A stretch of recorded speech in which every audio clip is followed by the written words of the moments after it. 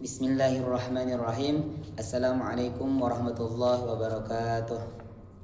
Baik, berdirinya saya di sini akan memenuhi tugas dari studi Al-Quran, yakni membacakan soal dari nomor pertama sampai 30 yang membahas tentang studi Al-Quran.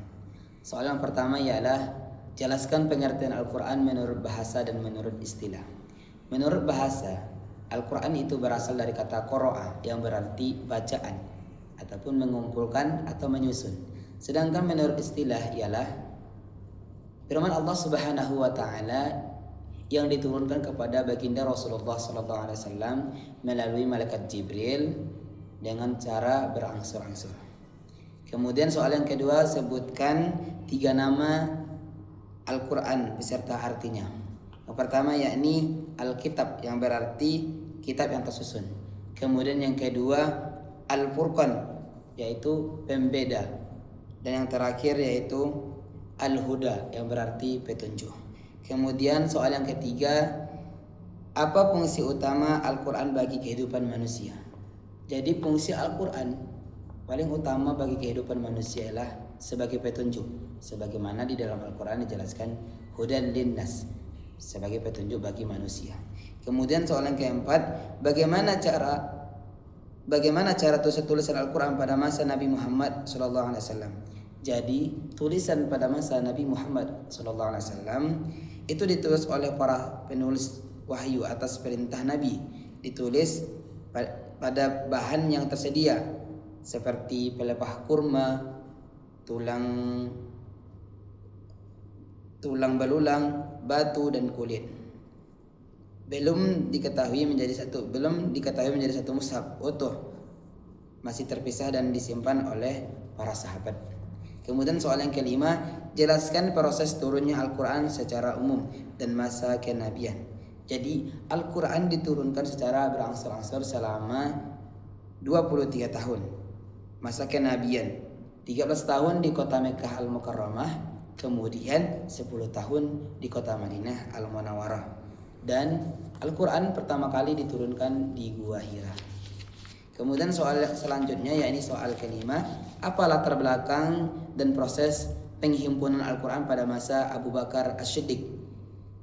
Jadi dilakukan setelah banyak penghafal Al-Quran gugur dalam perang Yamamah atas saran Umar bin Khattab. Abu Bakar menegaskan Zaid bin Thabit mengumpulkan ayat yang tersebar dari tulisan dan hafalan, disusun menjadi satu naskah lengkap yang dijaga ketat. Kemudian soal selanjutnya, mengapa dilakukan standarisasi mushaf pada masa Utsman bin Affan dan apa hasilnya?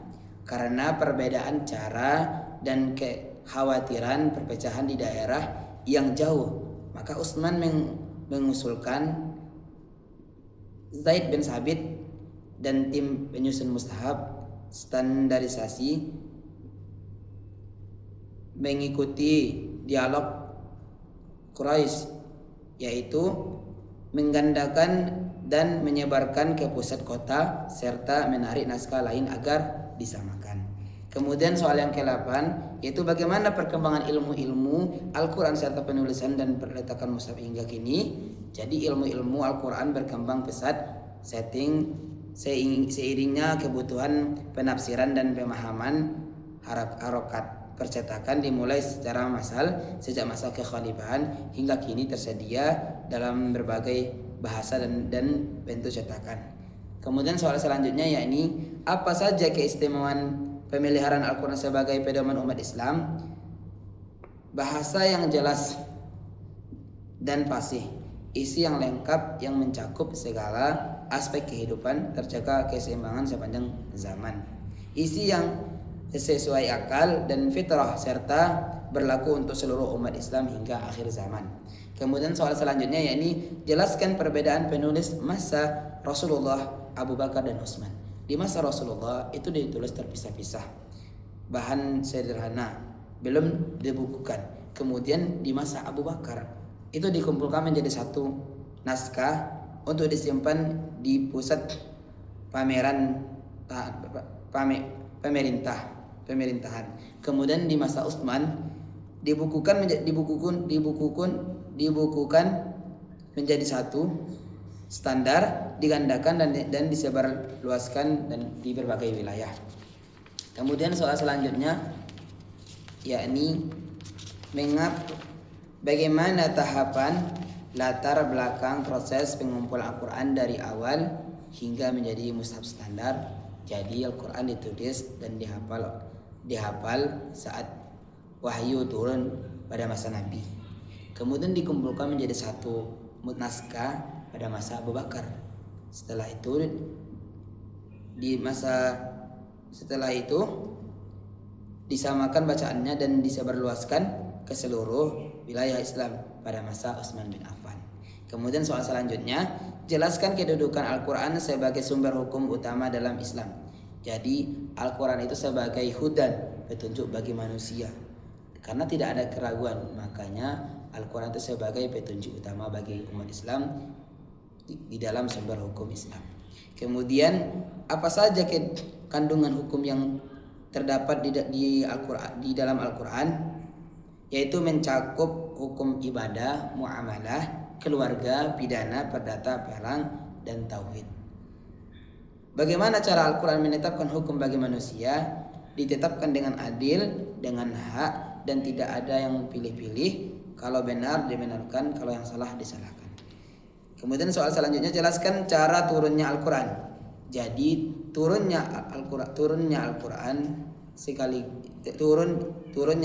itu sekaligus dari Lailatul Mahfuz ke Baitul Izzah di langit dunia, lalu turun lalu turun berangsur-angsur melalui malaikat Jibril dalam bentuk kata-kata atau isyarat dan turunnya secara berangsur-angsur. Kemudian soal selanjutnya, apa faedah utama diturunkannya Al-Quran secara berangsur-angsur? Yaitu memperkuat hati Nabi, memudahkan penghafalan dan menyesuaikan dengan peristiwa yang terjadi pada saat itu. Kemudian soal selanjutnya, apa pengertian munasabah dalam Al-Quran? Yakni ilmu yang mempelajari hubungan, kesesuaian dan keterkaitan antara ayat dengan ayat, antara surah dengan surah, maupun antara awal dan akhir surah. Sebutkan macam-macam munasabah, yaitu hubungan ayat ke ayat, hubungan ayat ke ayat, hubungan antara topik, hubungan awal dengan akhir surah, hubungan dan akhir surah, hubungan isi surah dengan nama surah. Kemudian soal selanjutnya, jelaskan pengertian asbabun nuzul, yaitu peristiwa, pertanyaan atau kebutuhan yang menjadi alasan turunnya suatu ayat.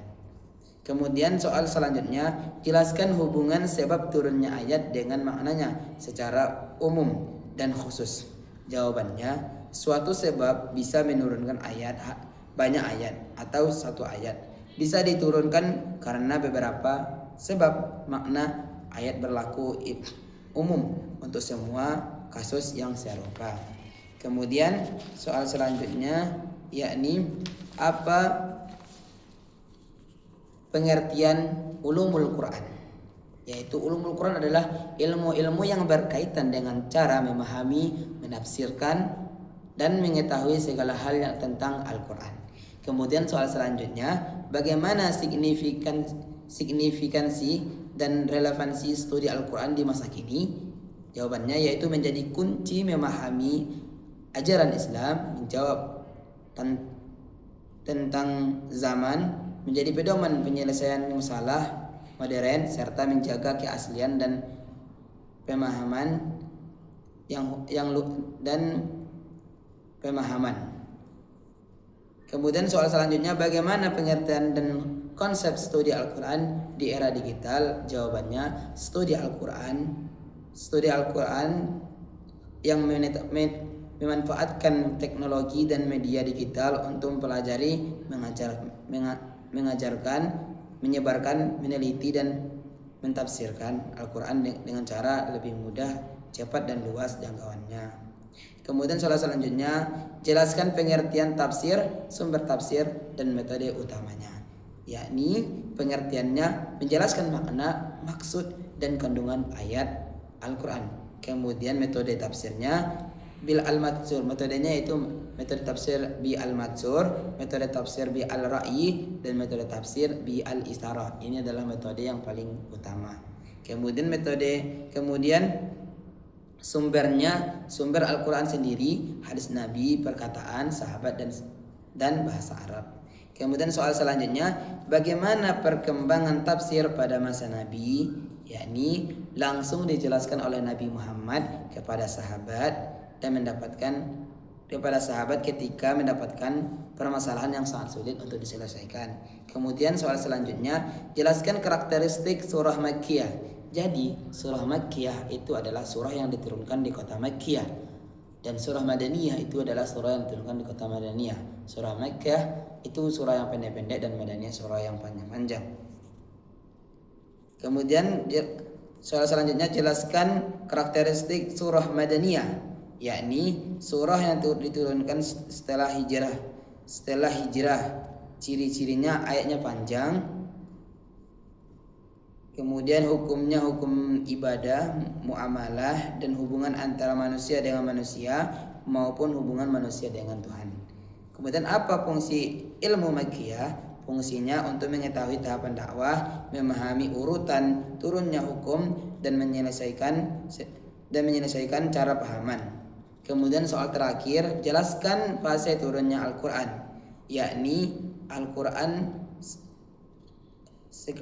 yakni jawabannya sekaligus ke langit dunia, lalu berangsur-angsur selama 23 tahun, yakni di 13 tahun di kota Makkiyah dan 10 tahun di kota Madaniyah.